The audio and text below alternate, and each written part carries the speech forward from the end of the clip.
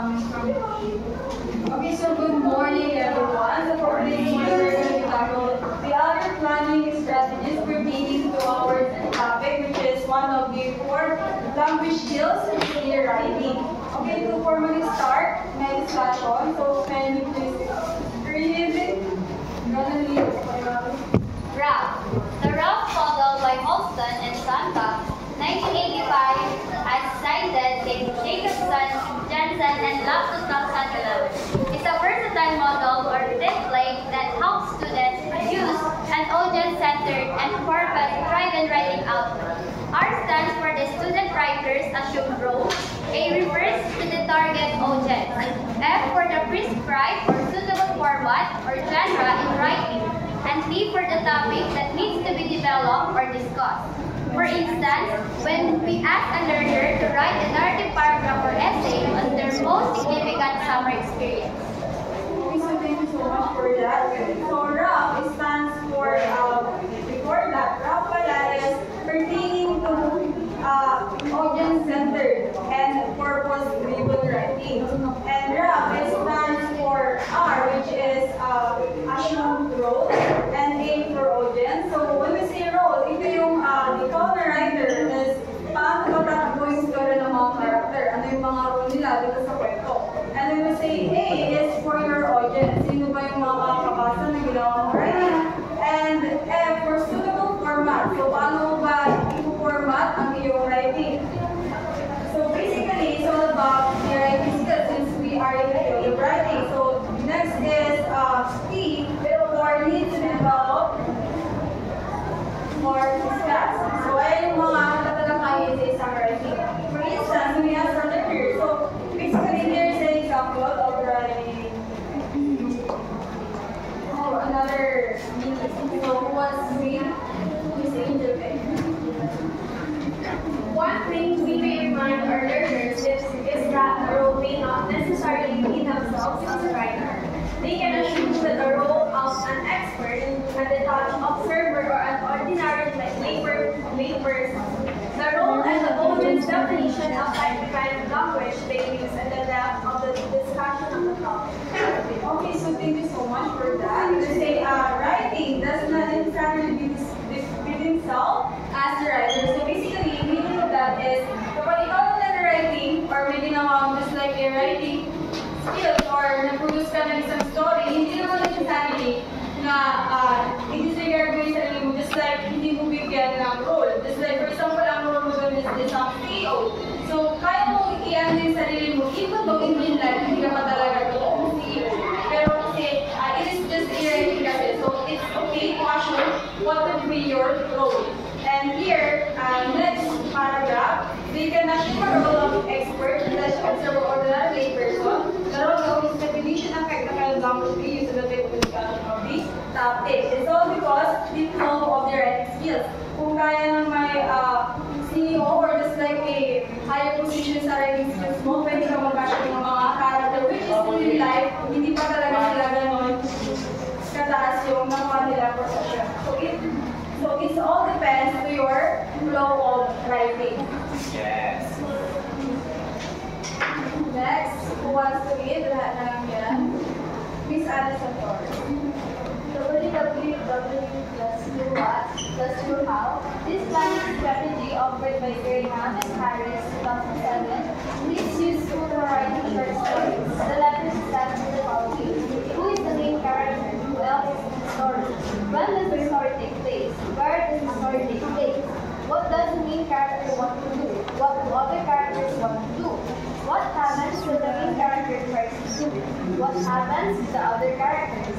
How does the story end and how does the main character feel? How do other characters feel? Thank you so much. So I guess in writing my stories, there is such a common knowledge. So here's the format, which is www, and then plus what and how. Okay, so pinakamadali na yan. So who is the main character? Sino ang protagonist and the antagonist? Yes. And so protagonist meaning to the bida, right? Yes. So an antagonist is like a bida. Okay, so who else is in the story? Sino yung supporting character? And when does the story take place? Saan nga ba nangyari or the setting?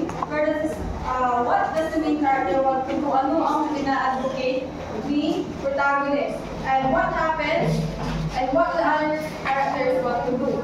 Paano ba yung mga supporting characters tumatakbo sa kwento? What happens to the main character tries to do? Ano yung mga gusto niya pursue during the whole story? What happens to the other characters? Hindi mo sa pamakasunod sa climax at the end. How does the story end? Climax ulit. Paano natapos ang kwento? How does the main character feel? How does the other character feel? Is it good ending ba or unsatisfied yung mga characters? So the next one, who wants to lead? Trisha. Number 3, through this model is Maki after Tolkien's model of argument, which emphasized the articulation of a writer's faith in position. This was later expanded to claim, reason, evidence, and warrant by warrant 2020 and cited in Wilcombe 2002. Used in helping students write effective arguments, a claim is the writer's position on the topic, usually a debatable and defensible statement. Wilcombe 2015. The reason is the general support to the claim, followed by the details or pieces of evidence that concludes with the warrant to tie everything together. Okay, so proof, basically ano na yung model niya? Claim, reason, evidence. So sa tatlong yun, and warrant rather. So meron dyan, kita nyo na agad the first claim. Ano ba yung claim mo? Information. Yung pinaglalaban mo, your advocacy. Reason, ano yung pinaglaban mo? Evidence. Siyempre, your proof. And warrant. So basically, it's all about, yung proof is all about pertaining to arguments. It's about the debate. So sabi niya dyan, kaya may word na debatable and defensible. Debatable, it means in Tagalog is makatotohanan ba o hindi. When we say defensible, it is accepted or not. So magka-connect lang sila. Okay, so itong strategy na to is pertaining to this type of field, which is the arguments. And next, who wants to read?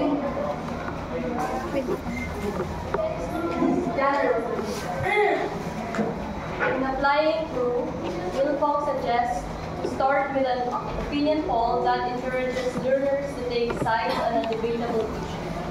Then they will be provided with modal text where they can annotate using the proof strategy.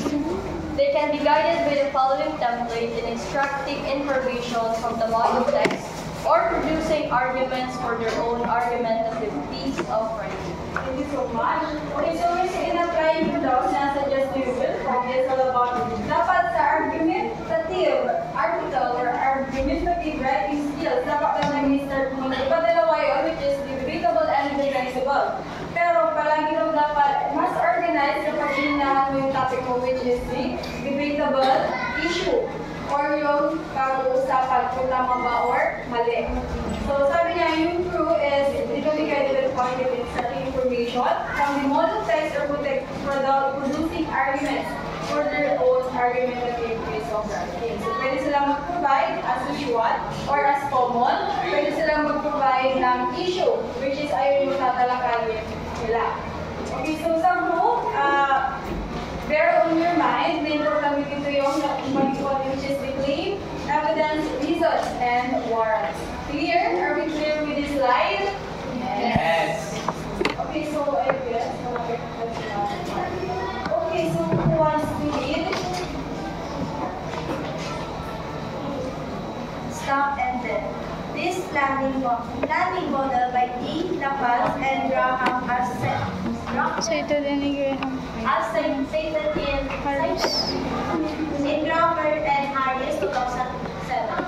It's useful for persuasive and argumentative writing.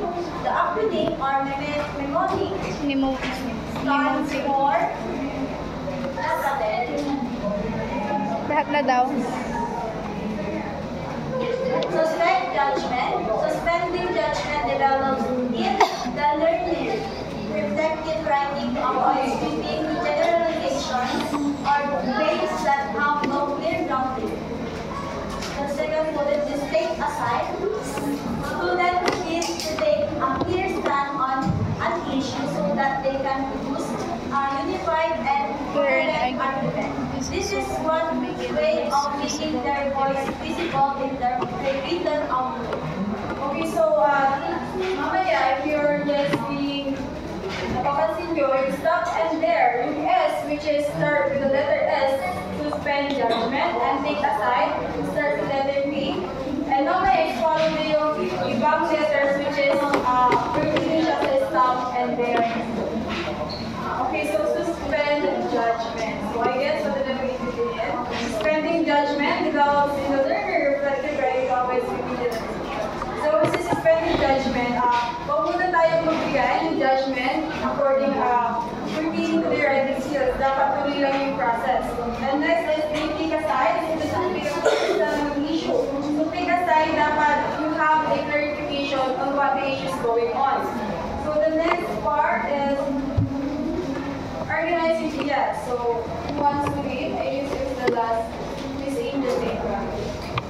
Organize ideas. Carefully structured ways supported by cohesive and coherent evidences result in effective and persuasive arguments. Plan more at your right.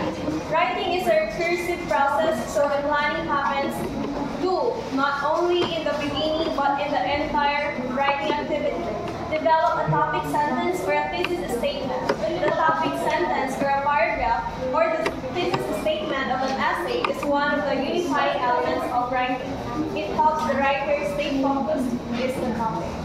Okay, so the first one is organizing. Yes, carefully structured.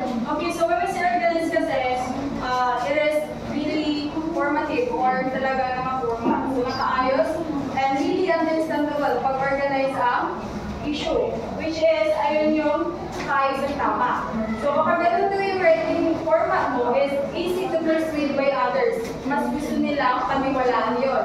And next is plan for at your right. So hindi lang dapat sa pinaka-una tanado, dapat until the end of your writing process is plan and organize. And the last one is develop the topic or the thesis statement. The topic sentence or paragraph or the thesis statement is one of the unifying elements.